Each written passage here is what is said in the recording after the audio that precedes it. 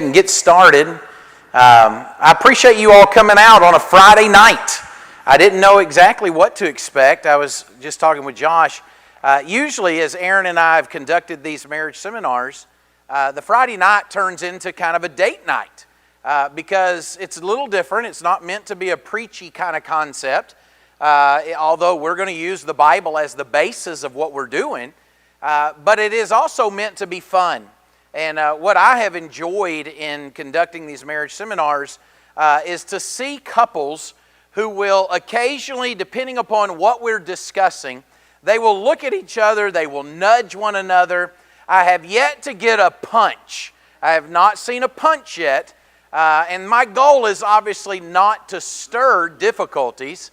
However, sometimes what is said hits home a little bit. And that may be the case this week as well, as we are studying a concept, and I'll be real with you, I'm excited about this one. It's a brand new series. Like, so brand new, you're the first ones that I have delivered this in front of. And so I have enjoyed the study.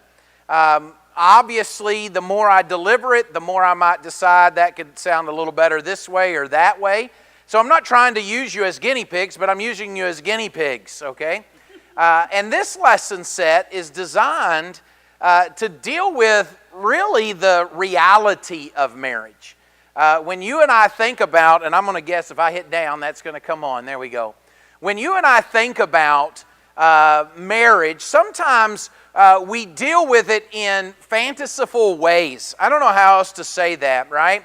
Almost as if we remind ourselves of what it was like when we got engaged. Do you remember what it was like when you proposed, men? I'm going to guess you did. Maybe some of you ladies did the proposing because he was dragging his feet and wouldn't hurry up. But I'm going to guess most of you were probably traditional and that you made plans. You knew exactly what you were going to do. Some of you are like, Joe, I didn't know what I was going to do. I was just kind of winging it. And I knew it was going to happen at a certain time, and I had the ring, and this was just it, right? And then some of you had those TikTok proposals.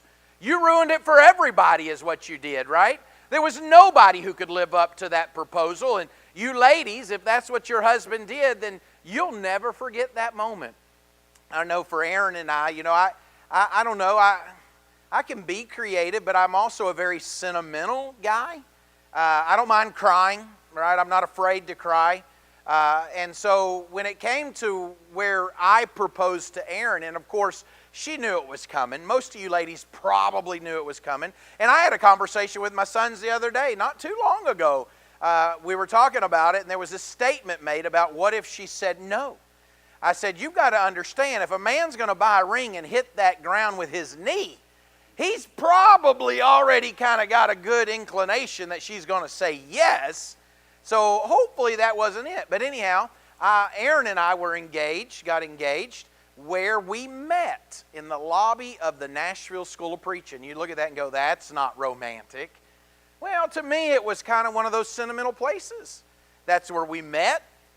She walked right past me as I was standing there and went to the parking lot and didn't even notice I was there until she said to her friend, there's a young guy in there you should go meet, right? Well, joke's on her. She ended up marrying me.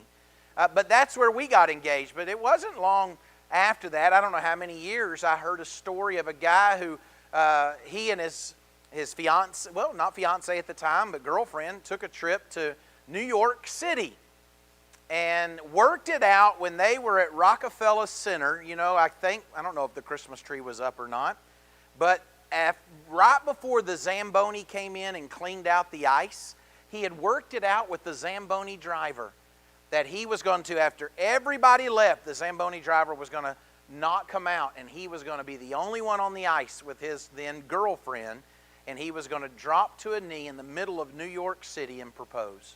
And I just thought to myself, you bum. That's what I think about that, right? No, I don't. I think it's beautiful. I really do. But here's why I draw you back to your engagement. Because that engagement then took you down an aisle where you made a covenant. As a matter of fact, do you remember what it was like, ladies, to be all dressed up that day?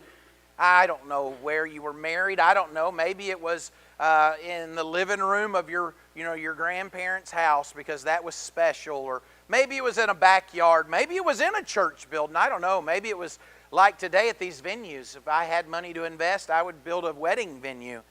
Yeah, I would, because that would support my ministry in and of itself is what it would do. But here's the deal. You knew what it was like to get all dressed up, to present yourself a certain way, ladies. I mean, you did your hair, you had makeup. You may have even had people do your makeup that day, right? Everything had to be perfect. The dress, the music, the people. And as you approached that day, it was like all sunshine and all, this is wonderful. As a matter of fact, something probably went wrong on that day for you, and you probably don't remember it unless it was a major catastrophe. At our wedding, I had a nosebleed, believe it or not. We were up on the stage. My father, Aaron's father, were the officiating ministers. And while we were there, backs facing the crowd, we were facing the ministers, my nose started to bleed. And of course, I get nosebleeds occasionally. Dry, heat can do it. Nervous, blood pressure maybe at times did it. I don't know. Now it's only usually in drier climates. But anyhow, the idea was this. I started to sniffle a little bit, because what are you going to do? We're in the middle of a wedding. I'm not, hey, time out, So I start doing this number. What's this look like from behind? Looks like I'm crying, doesn't it? And Erin, she had a tissue in hand because I think she was going to be prepared for crying. And she handed me the tissue, to which everyone behind us saw that. And it was a beautiful moment, as everybody else in the room thought that I was crying, not that I was up there trying not to bleed all over my tuxedo. It was a great day. It really was. But the reason I draw us all back there is because in that moment, everything was grand. Everything was wonderful. The world was before us. We were young. We were in love. And we just couldn't get to a higher part of the mountain. At least that's what we thought. And then you know what happens? Reality happens. In other words, there comes a point in time, ladies, that you're no longer the bride. I think I've heard this said before. I'm not a bride anymore. Now I'm a wife. And the husband says, I don't know where the problem is with that, because I thought that's what we were going for all along. To which that doesn't help when she says, I'm not a bride anymore. I tell Erin regularly, and I would encourage you to do that, remind one another, you're still my bride. You're still my groom. Don't ever let that slide because life gets busy, or maybe the children are causing stress and strain, or the job is more than you think you can handle. You see, because on that day when you stood before an audience, you made a covenant, and that covenant was this: come rain or shine, come health or illness, come rich or poor, we're in this together. And then you know what happens? This conflict. We're going to talk about that path. Some of you on the opening slide, you saw a path, and I want you for this weekend to think of marriage as a journey. And that journey is not like walking down the yellow brick road on the way to Oz. That journey is like traversing a rough terrain at times. Sometimes it's like you want to walk and see this beautiful waterfall that's at the end of the trail. But in order to get there, you've got to go from the bottom of the mountain to the top of the mountain. And there's going to be rocks and big steps, and there could be briars, and there could be a narrowing of path, a path that has a handrail, a path that doesn't have a handrail. And if you've ever climbed to the top of a mountain to see a beautiful waterfall, you know this. In order to get the reward, you've got to put in the effort. You've got to go through the difficult times so that you end up at the beautiful times. And marriage, what I've learned, marriage is like that. Sometimes the trail is even. Sometimes the trail's wide where you're walking side by side. And then sometimes there's roots that run all through the trail, and it makes it where your footing is not as stable as you had hoped it would. Sometimes the rocks are there, and Maybe when you step down on what you thought was stable ground, it all of a sudden starts to shake. There's a reason hiking boots are made to go up and cover the ankle. There's a reason that they'll tell you it's not necessarily wise to walk in dress shoes when you're hiking to the top of a mountain, because the instability at times can actually hurt. You can twist an ankle, you can twist a knee, and then you start walking with a limp, and it makes the journey more difficult. Well, guess what? Marriage is somewhat like that too. But it doesn't mean it's hopeless. You're like, Joe, I thought this was supposed to help our marriages, not make it where we're like, yeah, it's awful. No, that's not it, because here's what I want you to know. There is a beautiful waterfall at the end. There are lookouts along the way that if you'll only stop and pause, you'll say, I'm glad we get to share this together. And then you know what happens at the end of that trail. There is a memory that only you shared with that other person. That when you tell stories or other people make comments, you can just look at each other and smile, like some of you have already done during what I've just used as an introduction. Now, here's the reality though. Conflict happens. You know, in looking up statistics for this particular lesson, I wanted it to be biblical, but I wanted it to be real. I wanted you to understand that if you're struggling with conflict in marriage, then that just means you're normal. We live in a society today that says if you have any conflict in your marriage, the marriage must be broken.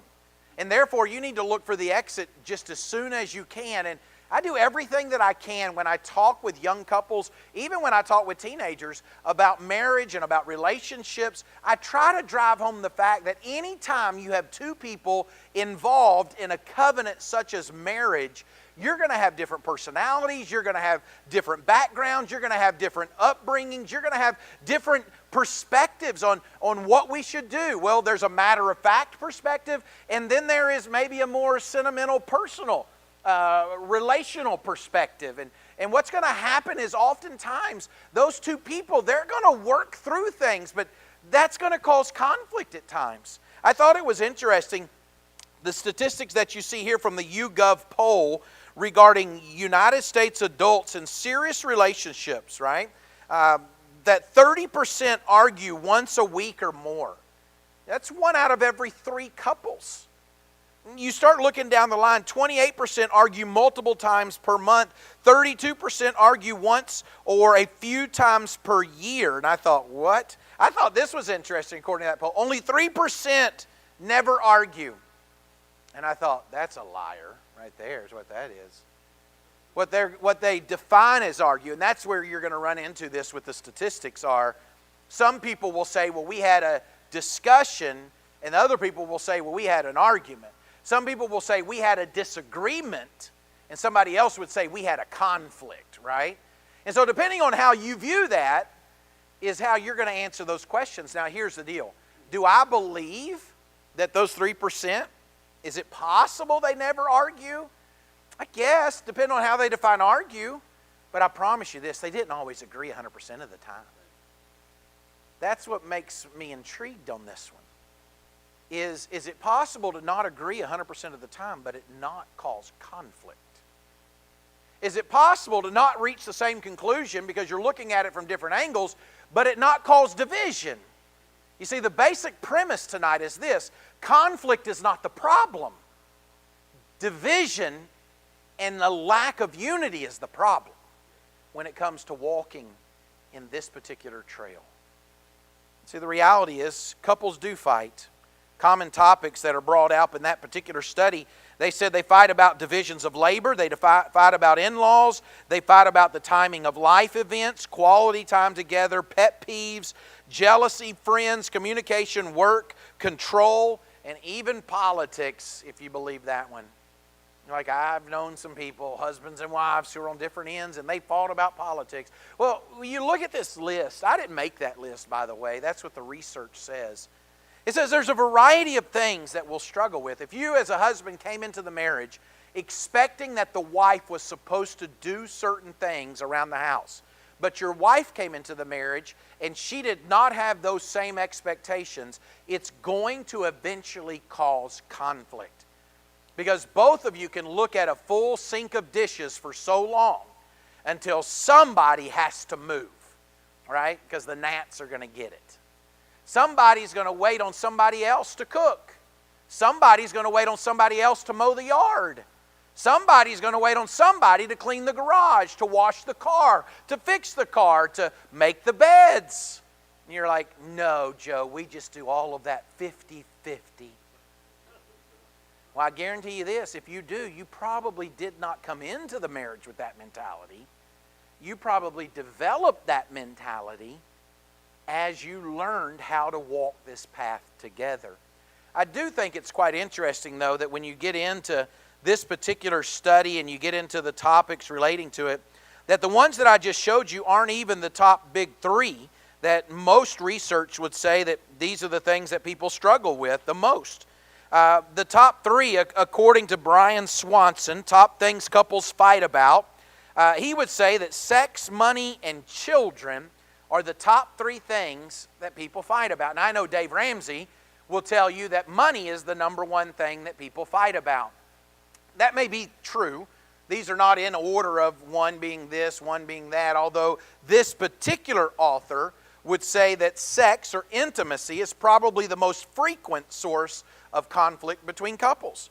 He'll go on to say that the frequency of sex is talked about, not enough, too much. Needs are not being met. I'm feeling harassed or badgered. This is all you think about. Some couples argue about who does the initiating. You ever had a couple end up in perhaps marriage counseling because he says, well, I want her to initiate, and she says, well, I didn't know he wanted that. What do you mean you didn't know? I told you. Well, how do I know when you're in the mood or not? I've known some couples who created neat ways to communicate with each other because the topic of sexuality and intimacy gets very uncomfortable real quick for people. And so what they did was they strung lights up, or there was a lamp, I believe it was, in the room. And when the lamp was turned on, that's when the other spouse knew that their spouse was in the mood. Now, some of you are thinking, that light is always going to be on. And some of you are thinking, I'm going to break the light bulb, is what you're thinking. Yeah, I will give you the bulb when I want you to have the bulb, is what. But here's why I bring that up. Because you and I both know that sexuality is a need that God created us with. We didn't invent this thing. God did. And He invented sexuality to bring a husband and a wife together. Have you ever noticed, of all the things that are out there that you think about that are healthy, that bring couples together, you know what's interesting is that you can have an argument and you can not like things about the person that you're married to, but still have the need for a sexual relationship with them. Now, I've known people who will obviously try to utilize that to their advantage. They will withhold as a form of punishment. They will withhold as a concept of control. In other words, we'll do this, but it'll be on my timetable. And every bit of the research that I've seen is this: when sex becomes an instrument to attack your spouse, then the marriage is in bad shape. Isn't it interesting that the Bible would say, Paul would tell the church in Corinth not to withhold that from one another, except for a time for the purpose of a spiritual concept, prayer. It's because it's so significant to this thing called a relationship. I would also tell you this: more is communicated in that than just a physical act. I've heard it said before, and I have to research this, but I believe it to be true. Ladies, what you get out of conversation, men get out of sex. And I know that sounds weird, because obviously our default is, well, the sex is about the physical. But the reality is, sex is about acceptance. Sexual relationship is about valuing. Sexual relationship is when one person tells the other, I think you're the ultimate of what a man is or a woman is to me.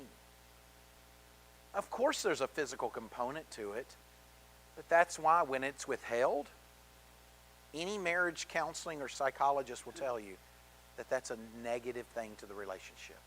Money, obviously, Ramsey would say, is the number one thing. Couples fight about what to spend money on, how much to save, what are we saving for? My wants versus my needs, and that depends on which one of the spouses is defining that. Whether to merge money or keep it separate, how bills should be divided. The reality is conflicts have the potential to increase when money is running short. But it really is not about the money, and we're going to talk about this. As weird as this sounds, problems regarding conflict surrounding sex is not about the sex, and it's not about the money, and it's not about even the children. It's about underlying issues. It's about, I believe that we should spend the money this way, and if he or she is always getting this, well, that's stupid. I can't believe you would think that way. Your mom and dad never taught you better. Let me ask you a question. If one person approaches the marriage and has a concept regarding money of where it needs to go, and the other spouse disagrees but says those things, what might you think the person who was saying initially, this is where I think the money should go, what might you think they would feel in that moment? You can answer out loud. Crushed. What else? How about this one? Belittled. Not valued, because I've just told you that the way you think is idiotic. So let me ask you this as a response. How likely do you think one spouse would be to talk to the other spouse about money? Probably not, because it's like reaching into the cookie jar and getting your hand slapped. Eventually, even a person who's not got much up here, who's going for a cookie, will know if I do that, it's going to get slapped, so I'm never going to reach in for a cookie again. You know what happens in marriage when people stop communicating about money? What do you think happens? Separation. Even before separation. Deception and hiding. That's what happens.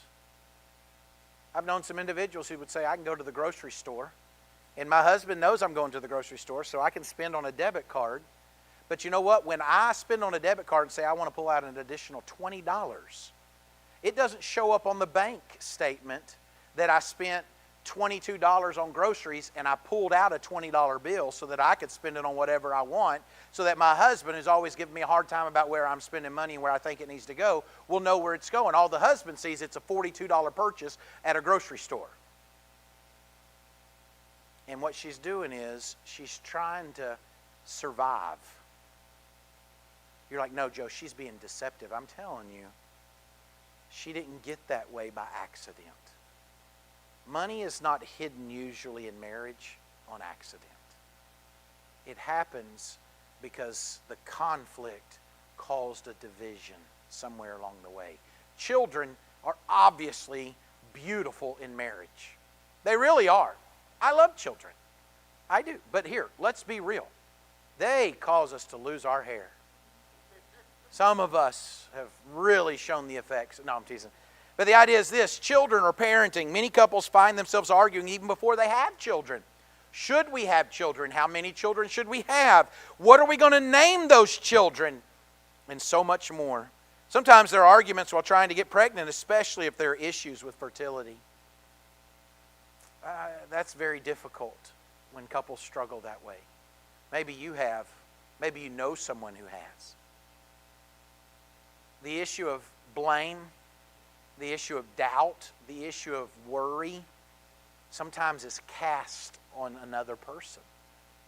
And they may already be feeling the same way.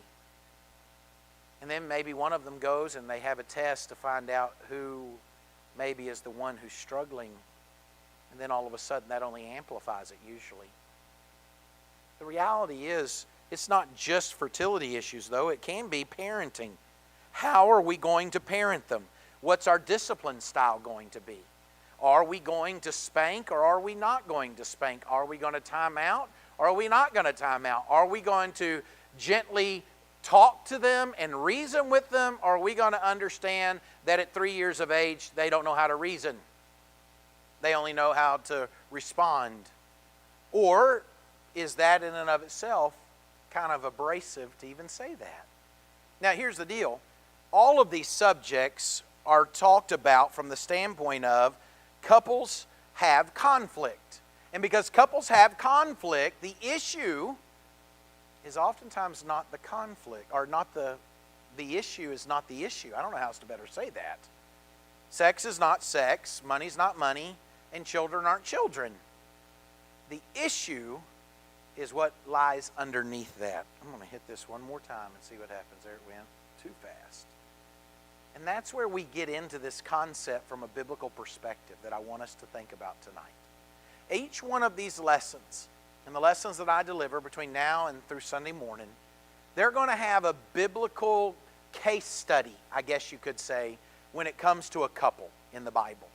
And some of these couples, they may not be looked at the way you would think. Obviously, Isaac and Rebekah may not be the first one that comes to your mind when conflict is talked about. But here's the reality. Deception in any marriage is an issue. That's why when I look back at the couples and the family units that were involved in the book of Genesis, what I am is I'm encouraged by that. Because I'm encouraged that God used imperfect people to accomplish His will. I mean, you think about that. One brother kills another brother. You think about promises kept, promises broken. You think about wives undermining husbands, husbands ignoring a prophecy of God, and what was involved with that. You think about an uncle who will deceive, or a brother who will deceive and say, hey, you want to marry this one? Well, I'm going to slip the other one in because you don't know underneath that wedding veil who you're marrying until it's too late. Then you get into the latter part of the book of Genesis, and you got a group of brothers who decide it's good to fake the death of one brother and then lie to their father and sell their brother to a band of traveling gypsies, we'll call them, right?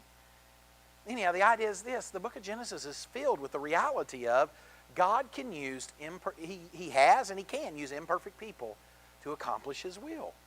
But when we see Isaac and Rebekah, what I want you to understand from this is that the division and lack of unity was not a blessing.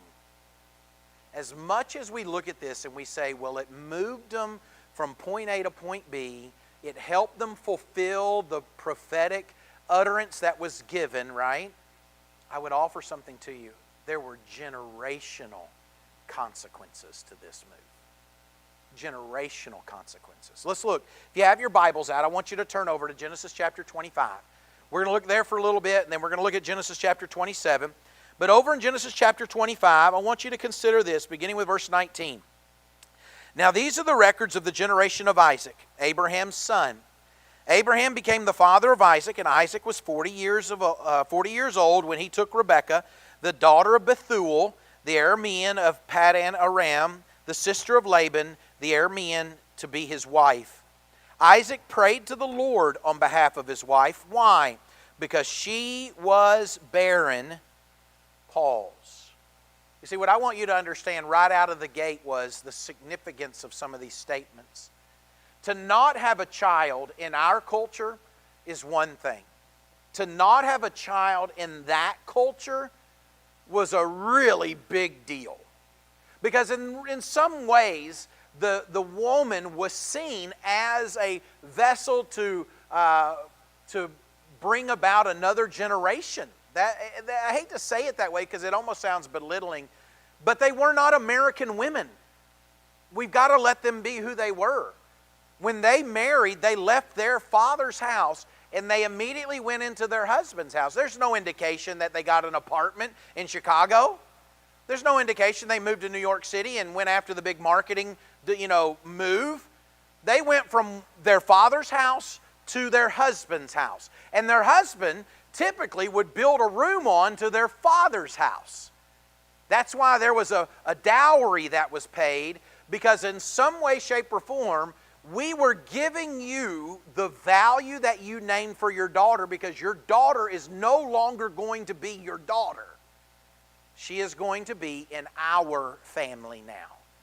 Now, maybe you've seen that today where one spouse marries into the family of the other to the exclusion of their own. Maybe you've seen that.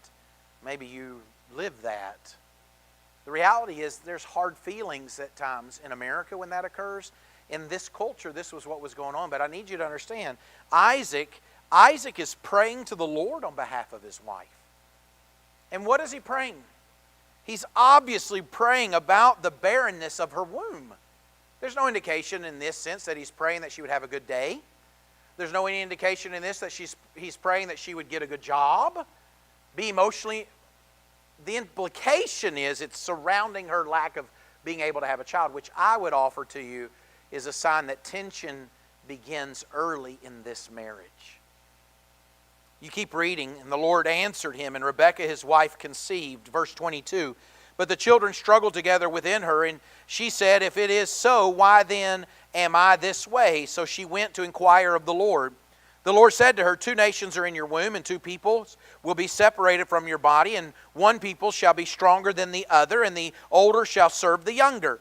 When her days to be delivered were fulfilled, behold, there were twins in her womb.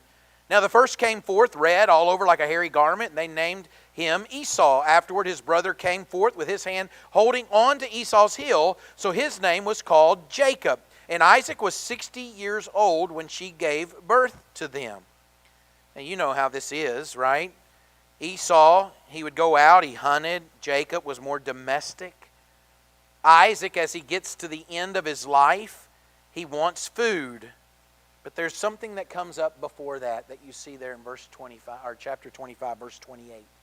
And here it is. Division. Division. The Bible says, now Isaac loved Esau because he had a taste for game, but Rebekah loved Jacob. And sometimes we look at that and we say, well, that was a means to an end, because we know how it goes. Rebekah would deceive. She would tell Jacob to grab a domesticated animal. She'll prepare it as if it's a wild game, while Esau's out hunting wild game.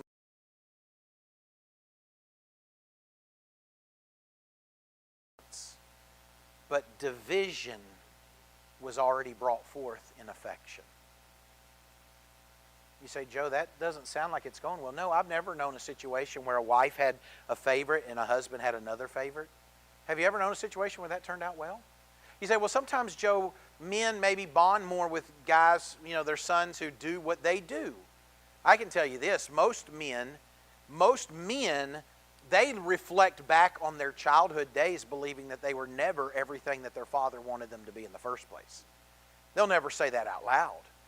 But a lot of men carry the I'm not good enough with them for the rest of their lives until they learn that their father was not perfect. That their father was dealing with his own, I was never good in my father's eyes, and I was trying to parent the best that I could. You're like, Joe, why do you think men struggle that way? I think it's the idea that men want to be appreciated. Men want to have respect. That's why one of the greatest things that you can do in your family is to give blessings to your children. What does that mean? That doesn't mean give them a credit card and say, hey, you're going to spend whatever. That's not a blessing. That can be a curse. A blessing is this. You look at the child and you say this, I want you to know I'm so proud of you. I want you to know that I pray for you, and let them hear you pray for them. I want you to know that if you ever need something that I'm there, but I want you to succeed more than I ever have. And I believe I see in you someone who can. A blessing is I want you to walk closely with the Lord, so I'm going to pray right now for your spiritual well-being, that would supersede any of your career obligations and goals. And you know what? Some men, when they hear that, they say, my dad never did that. But in the back of your mind, you're saying, I wish he had. The idea is maybe Isaac and Esau just had this in common. But on the other hand, I want you to think about Isaac and Jacob. I want you to think about the reality. Do you think Isaac revealed it in some way, maybe spoken or unspoken, that Esau was his favorite? It seems pretty clear that he wanted wild game, and so he told Esau to go get it. He didn't come to Jacob and say, hey, Jacob, I would really like some wild game. Why don't you go out and hunt me something? No indication of that. And there was nothing wrong with Esau being a hunter of game, or of Jacob being a more domesticated kind of guy, wanted to stay around the house. There's nothing wrong with that. But what you do have to look at is see that the division is already rooted. And I would offer this to you. The generational impact of that division is already taking root in the lives of these young men. So what we see then when we turn over to chapter 27 is we show that it reveals itself, right? Verses 1 through 4, now it came about when Isaac was old and his eyes were too dim to see, that he called his older son Esau and said to him, my son. And he said to him, here I am. Isaac said, behold, now I am old and I do not know the day of my death. Now then, but please take your gear, your quiver, and your bow, and go out to the field and hunt game for me, and prepare a savory dish for me, such as I love, and bring it to me, that I may eat, so that my soul may bless you before I die. Now, there's more to this account. There's not only the prophecy, there's the selling of the birthright, right, for a cup of soup, right, is what we generally say in that. So it's not only that God make a declaration that the older would serve the younger. There was a deal that was made that the older knew that he wasn't supposed to receive the birthright blessing because he had sold that. He'll later accuse Jacob of stealing it. You remember that? Even though a deal was made. Now all of that is a big deal in that culture. In our culture, we look at that and go, why is that such a big deal? Well, it's because in the culture that we're reading about, the birthright blessing was basically ownership of everything within the family. Basically. They would receive twice as much as everybody else. They're more than likely going to become the patriarch of the family moving forward. So if anybody wants to do a deal with anybody, it's got to come through that individual. If that individual says, hey, everybody that's staying here on our property, on our land is going to move, we're going to move, or all of us are going to move. That's why at times you would see those who would want to get away, and that's so significant about the prodigal son. He said, give me my inheritance so that I can go. It was nowhere near what the older brother's inheritance was going to be. But his option was, I would rather just be set free than to stay. Well, in this particular case, he says, give me my food so that I can give you a blessing. Keep reading verse 5. Rebekah was listening while Isaac spoke to his son Esau. So when Esau went to the field to hunt for game to bring home, Rebekah said to her son Jacob, behold, I heard your father speak to your brother Esau, saying, bring me some game and prepare a savory dish for me, that I may eat and bless you in the presence of the Lord before my death. Now therefore, my son, listen to me as I command you.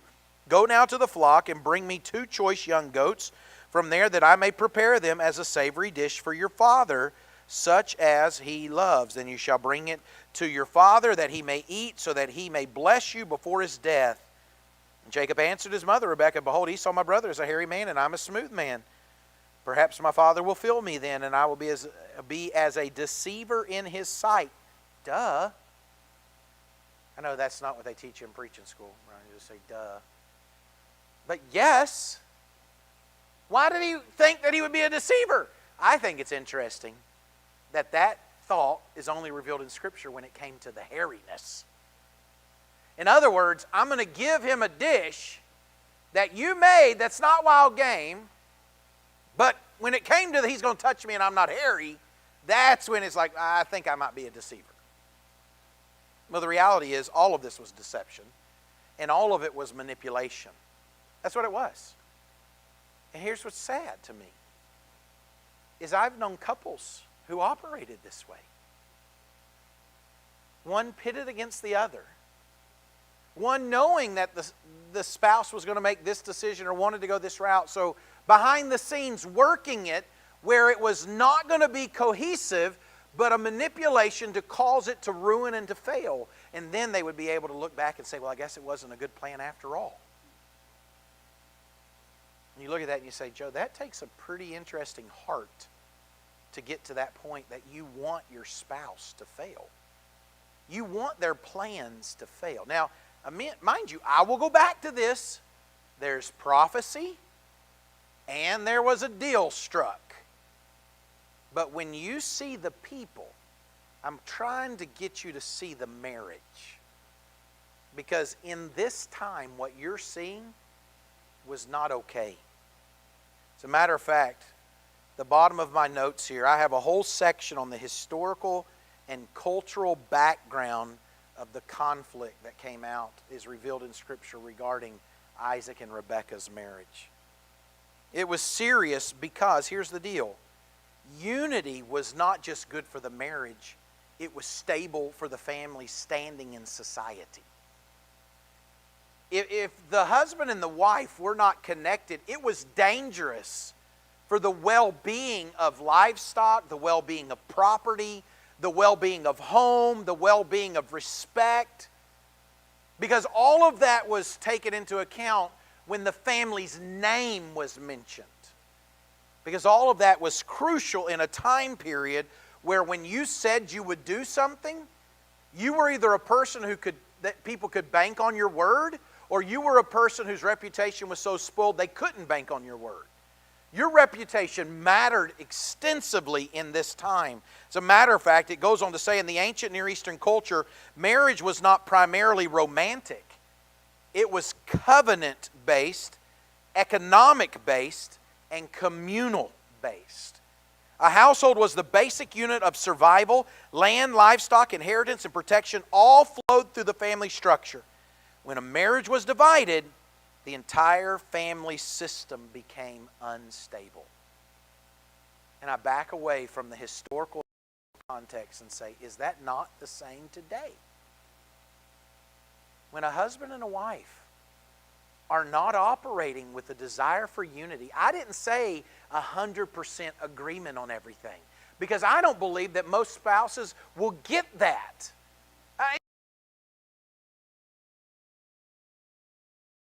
Unity, and we're choosing division, then the stability of the entire home and family is rocked. It goes on to say this: unlike modern couples who can survive relational distance with relative independence, ancient families depended on unity for physical survival. Disunity at the leadership level between husband and wife threatened not only emotional health, but economic security and generational stability.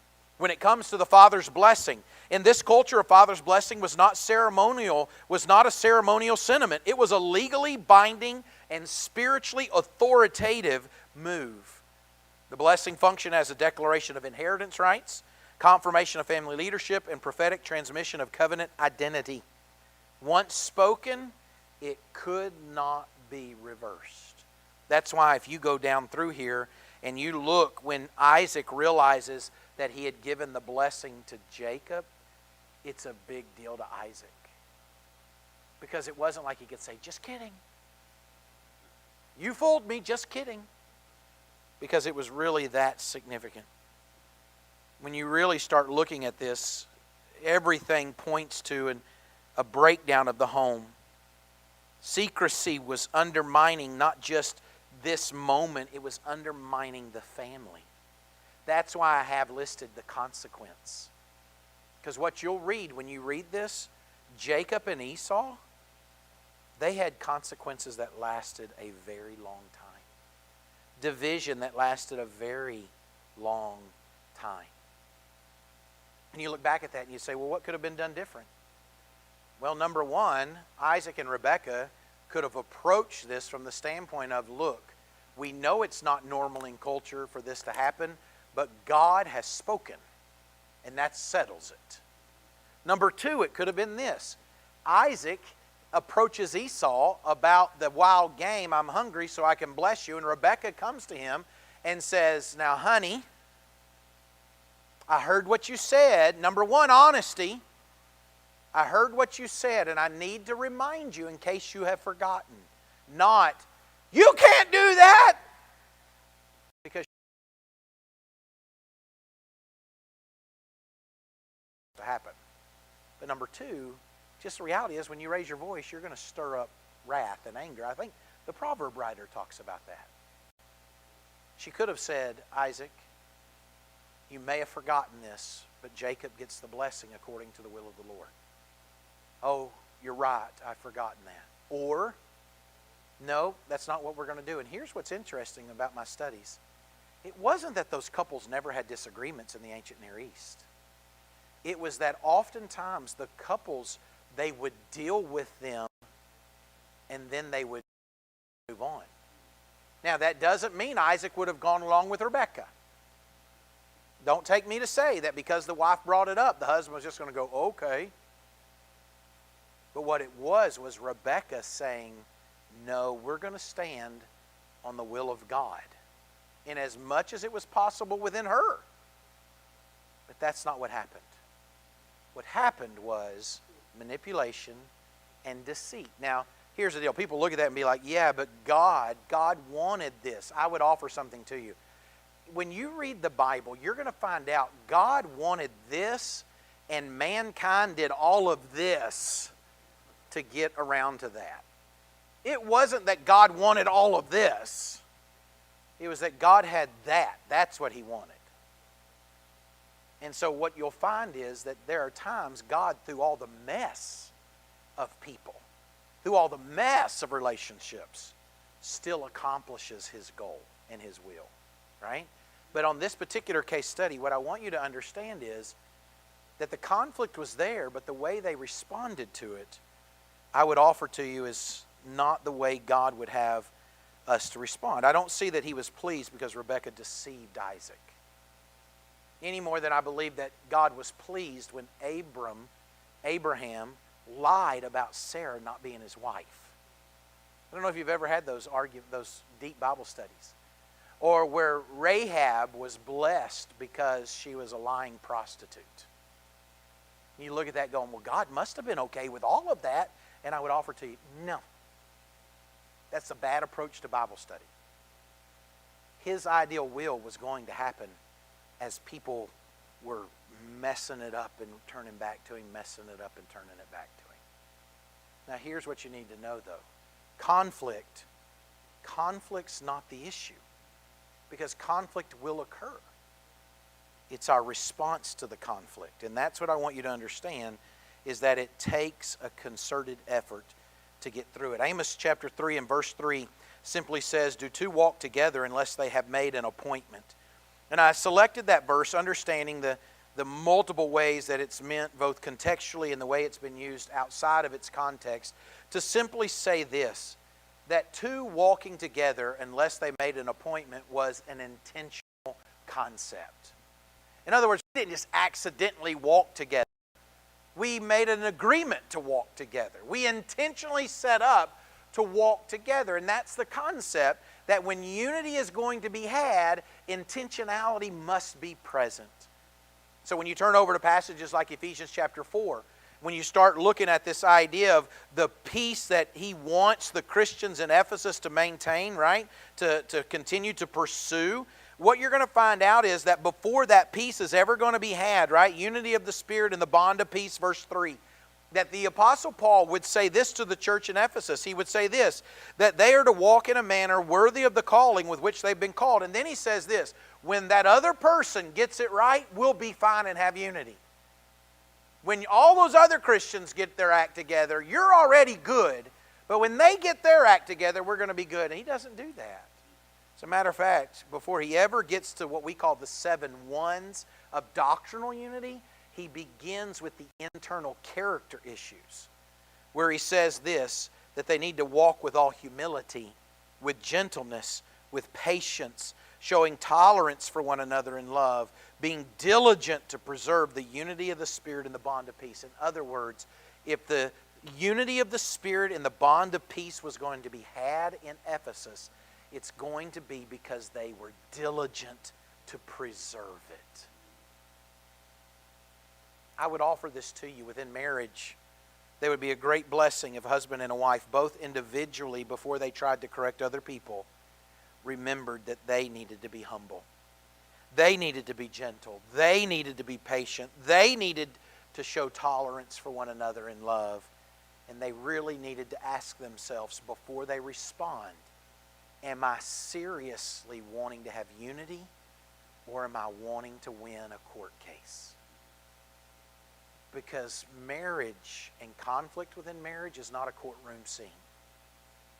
Oftentimes couples will argue to be right, and they will lose when it comes to their relationship. that doesn't mean there's not a right or a wrong. What that means is that you can still disagree, but still seek unity when it comes to the relationship. In other words, I think we should allot within our budget $200 to go toward entertainment. Well, I don't think we should, because last month, in the last 3 months, we've only spent $150. So I think we should allot that $50 over here to savings, because I know coming up that we're going to have to get braces, or we're going to have to go to the doctor or whatever. Well, what do you mean? What if I wanted to take you out? What if I wanted to go? Well, I appreciate that, but I still disagree with you. Now, here's the thing. They could approach that totally different. They could have started screaming at each other. They could have started laying out the facts in the court case, why one was right, why one was wrong, why one's arguments were terrible, why the other arguments were great. And you know what? There may have been some truth to all of that. But at the end of the day, I promise you this, you can be right on the topic and still lose in the marriage. Because it's not really about the conflict. As a matter of fact, I think it's quite interesting that when you really get down to this, healthy conflict requires this concept of a shared commitment. In other words, am I wanting to be understanding over being right? Am I wanting to have unity over winning? Am I wanting to preserve covenant, or am I wanting to exert control?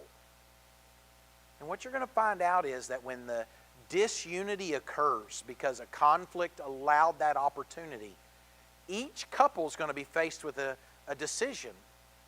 And that decision is, am I going to argue this to the nth degree to show my intelligence to be right? Or is it possible that this is really not that big of a deal? And that it's okay if I don't quote unquote win? Because if it ever becomes about the husband winning or the spouse winning, oftentimes the relationship loses. And ultimately then there's no winner. Because both then are stuck in a relationship that they at times will despise. That's why I tell you this, the underlying issues rise to the surface during the conflict. I told you that sex wasn't about sex, money wasn't about money, and children weren't about children. It's because ultimately when you really get into this, conflict stirs the mud at the bottom of the river. And what happens is, you ever seen a river after a muddy rain or after a heavy rain? I don't know around here. Y'all do have rivers, a lot of them. I remember that. But I also remember when we drive across the Tennessee, or we drive across the Mississippi, or if I go up into Missouri or whatever, after a heavy rain, that water is muddy and murky. It's because it got stirred. Conflict stirs the mud at the bottom. What am I talking about? What I'm talking about are things like this. In an article from Psychology Today entitled "The Top 5 Arguments in Relationships Today," these were the top 5 that came out. Family, chores, communication style, money, and tone. What do I mean by that? When it came to the families, this particular article said this: arguments about family involvement, or in some cases a lack thereof, are at their core really just debates on autonomy and boundaries. Too much advice, prying, or involvement, even if it's well-intentioned, can leave couples feeling as though their unity is being threatened. In other words, the in-laws wanting to always insert themselves into the conversation. Even at times, children wanting to assert themselves into the conversation can be taken as a threat because boundaries have been broken. Boundaries of, this is our marriage, not yours. This is our house, not yours. We know you didn't intend to come across offensive, but in you offering your uninvited advice, you caused us to have either tension or a conflict, because at one point in time, the son of the family trying to do it, right, the husband, or the daughter of the family who's trying to do it, somebody's got to look at their parents and say, "Butt out." Now, I wouldn't advise those terms. That would be aggressive. I would simply advise this. We appreciate that. We're going to work through this one on our own. We appreciate your comment, but we're going to work through this on our own. I thought it was interesting. Chores. The article goes on to say this is because chores are perhaps the best measure, listen to this, of fairness, equality, and respect that you can get within a romantic relationship. I thought that was interesting. If one partner feels that they're left to do a majority of the chores at home with little to no help, then arguments about chores aren't actually about chores. 9 times out of 10, these arguments serve to bring to light what the chores represent, feelings fundamentally undervalued and unsupported within a relationship. So when they say you never help, don't say, well, I did 3 years ago. Hear what they're saying. Don't hear just what's coming out of their mouth. Because what they're saying is, I feel undervalued, I don't feel supported, I don't feel appreciated. Now here's what you also need to hear. When you make a comment, you never help, the same feelings are stirred. So what you're saying is, what I do doesn't matter in the home. What you're saying is, what I do, you don't take notice of. You only take notice of what I don't do. So therefore, why should I do? If I'm going to get yelled at either way, why do? And you look at that and you go, Joe, that's just stubborn. And what I need you to hear is this. You can take that approach with you and continue to work within your marriages and get what you get. Or you can listen and realize that oftentimes what we have conflicts over is not about that topic. That's the hard part, because we don't always communicate that, right? We just simply say, hey, I'm doing all the cooking, I'm doing all the cleaning, why don't you ever help me with this? That's what we say.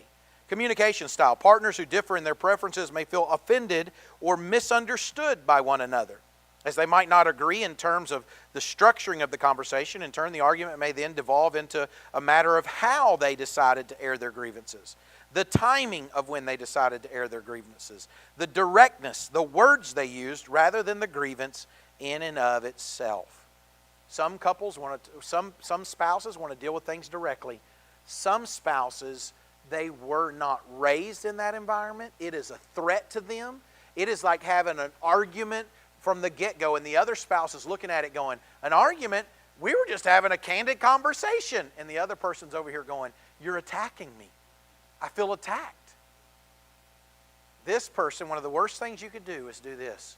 Justify yourself. It's one of the absolute worst things you could do. Because the more you talk, the more this person feels that they're ignored. I just told you what this is like to me, and you're ignoring it. Now, on the other hand, it's this. This person uses the I don't want to talk about it, so I never do, and I shut down. And this person comes into the counseling office and they say this, I want to talk about it. They always shut down. They get silent, they leave the room, and that's seen as, you ready for this? Controlling. And the reality is it is controlling. Because here's the deal. When I choose to shut down, when I choose to hang up the phone, when I choose to leave the room, if I'm not careful, this person over here will see it as a threat, because you're controlling everything about this situation. And I don't have the ability to be an equal in this.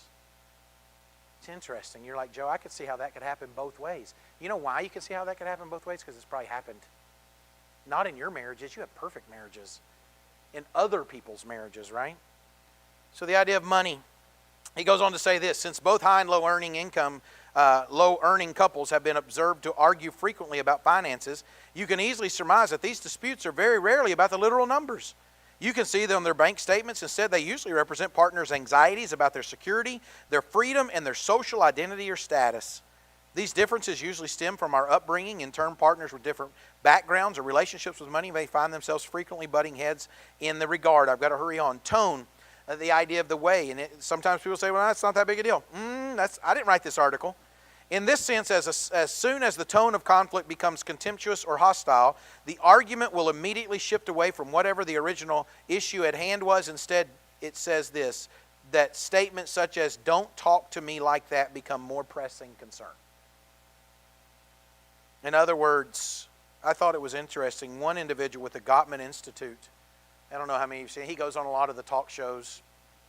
He said this, that the tone, the course for that conversation is solidified within the first minute to 3 minutes.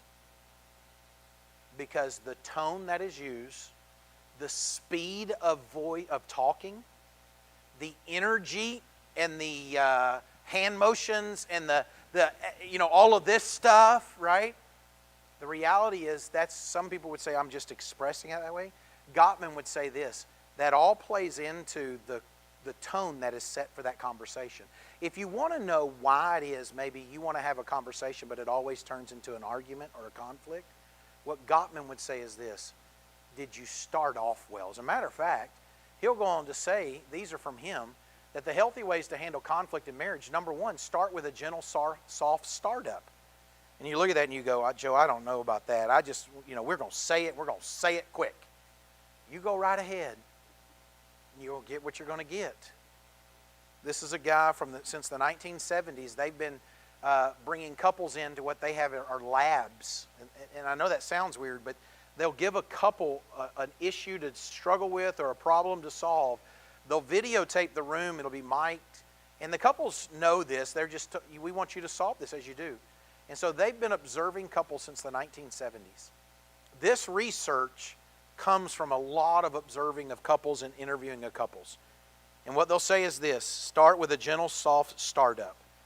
You need to understand that if you start with blame, sarcasm, or you always, the conversation usually goes downhill. If you start gently, feelings plus need plus specific situations, you dramatically increase the odds of productive dialogue. Avoid comments such as these. You never listen. Here we go again. What's wrong with you? Those set a tone for the rest of the conversation. What are attempts? I thought this was interesting.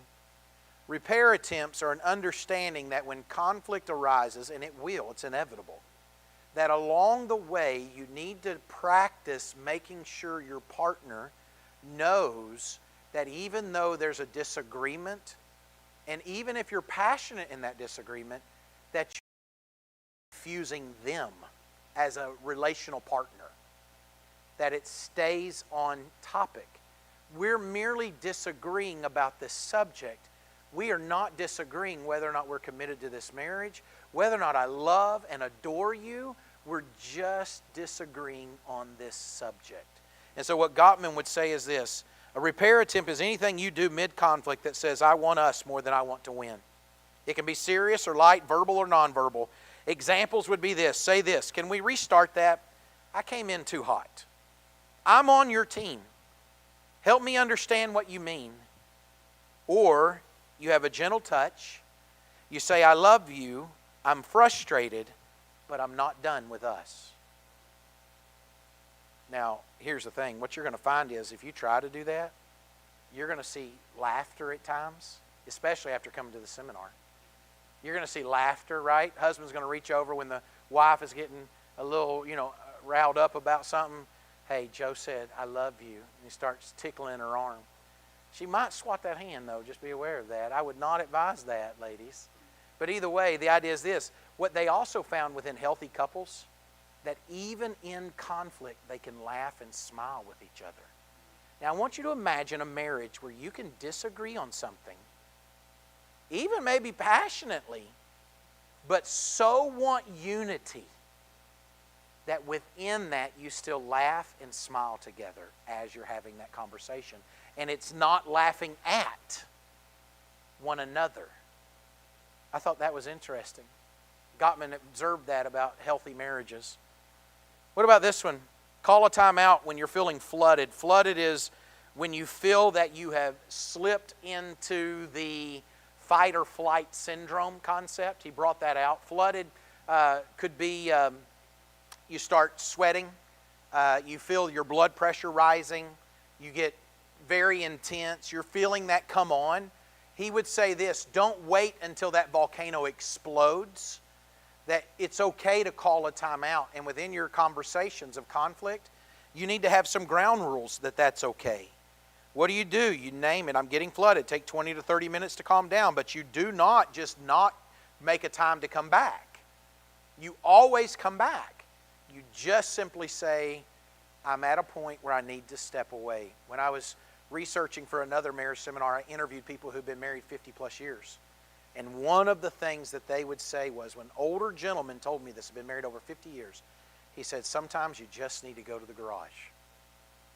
And I thought to myself, there's a lot of wisdom in saying maybe we just need a timeout. I thought it was interesting that in an article that I read along those lines, one couple had said that they had come up with a hand signal when one spouse was feeling flooded and needed to take a break. And of course in the article it said not the hand signal that you're thinking of, right? But a hand signal that when that person gave the hand signal, maybe it was this, maybe it was this, maybe it was this, I don't know. But the idea was it was an understood thing within that marriage that it's time for a timeout. We don't have to sit here and thrash each other to reach a conclusion. Let's take a timeout. Next, he would say this: break the demand-withdrawal pattern. The demand-withdrawal pattern is where one person forces the issue and the other person slides back into the cave. You ever heard that concept before? Don't go chasing dragons if they've gone into the cave. The reason you don't is because if a dragon's gone into the cave, what does the dragon want? To be left alone. You go into the cave after the dragon, what's the dragon likely to do?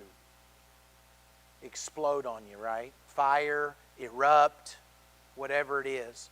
And so what Gottman would say is this: when one spouse presses harder, such as saying, we need to talk now, the other withdraws, I'm done, whatever. The more one demands, the more the other retreats, and that cycle becomes the real enemy. You ever thought that a cycle could become an enemy? He never wants to talk. Well, the reality is, I would offer something to you. You need to prioritize making things right. Matthew chapter 5, verses 23 through 24, make it pretty clear. Leave your offering and go make it right with your brother. There's a prioritizing that makes things right, but you need to do it in a way that brings peace, not more war. Last but not least, Gottman would say, maintain a 5-to-1 ratio of positives to negatives. What does that mean? He would say that healthy couples, even within conflict, specifically within conflict, healthy couples, for every one idea that could be taken as a negative, within conflict there needs to be 5 intentional things that could be taken as a positive. 5. Say things like this: that makes sense. I mean, that right there is a white flag, right? That's a surrender moment. I mean, after all, if I say that makes sense, then after all, we're done. They think they've won. And again, I'll tell you, if there's a winner, then the relationship loses. He says, say that makes sense. Say this: I hear you. I'm grateful you're talking to me. A gentle smile, softened voice, and a touch of the arm. He says, why does that make sense? Because it relays this: stable, happy, and it relays the concept of I choose you. Remember what I told you? Conflict is not the problem. Division and a lack of unity is the problem. If you relay to your spouse as you encounter conflicts, because you will, it's not like you're going to reach this point that you're never going to have another conflict. It's all about how do you respond. I would offer this to you. Isaac and Rebekah, while no doubt they're in the book of Genesis, there was a prophecy, there was a business deal with a cup of soup, and it served the outcome that God wanted in His prophecy. The consequences of what they did generationally, or what they did were felt generationally. And you and I both know that our children, your grandchildren, other people in the congregation, they're watching how you walk through conflict. And they are either going to see a healthy, God-honoring way, or they are going to see a destructive, hypocritical way. I want to encourage you to think about that. Conflict's not the problem. It's the lack of unity. It's the lack of choosing one another through the conflict. Let's pray. Heavenly Father, Lord, we love you, and we're grateful that you love us. Lord, as we walk this journey this weekend, as I strive my best to deliver these lessons in an effective, meaningful way, I pray that they find open hearts. I pray that husbands and wives, that they will think about these things, that they will talk about these things, even beyond these walls. And Lord, if there's something that can be implemented, I pray that they're courageous enough to do so. Thank you for the institution of marriage, and thank you for the fact that we get to represent you in our marriages. But Lord, we pray for forgiveness, because some of us have messed it up pretty good. And it's been more about us. It's been more about winning. It's been more about making our case. And Lord, we have forgotten that ultimately even our marriage is about glorifying you. Help us to change that if that needs to be changed tonight. It's in Jesus' name we pray. Amen. All right, here's what we're going to do. We're going to take about a 10-minute break. Use the restroom, get a drink of water, whatever you need to do. And then Aaron and I have a game that we want to play. We always try to play games when it comes to our marriage seminars. And so if you will, I'm going to invite you to stay. You're going to actually be the stars of the game. But it is not the newlywed game, just so you know, okay? You're wondering, is it the newlywed? No, it's not. But there is a monetary prize. You see, because when Joe and Aaron show up to do marriage seminars, we bring prizes, right? Now, here's the deal, though. There's only one prize that we're giving away, unless Aaron tells me we're giving more prizes away, because that money comes out of our bank account. Notice I didn't say my pocket, our bank account. And she has the right to tell me as well how many money prizes we're going to give away. But my intent is we're going to play a game here in a little bit, and we want you to stick around. It's going to be a fun time, laughing time, and it's not going to be videoed. We're not going to broadcast that over Facebook. So anyhow, let's have a break, and then we'll come back in here in 10 minutes.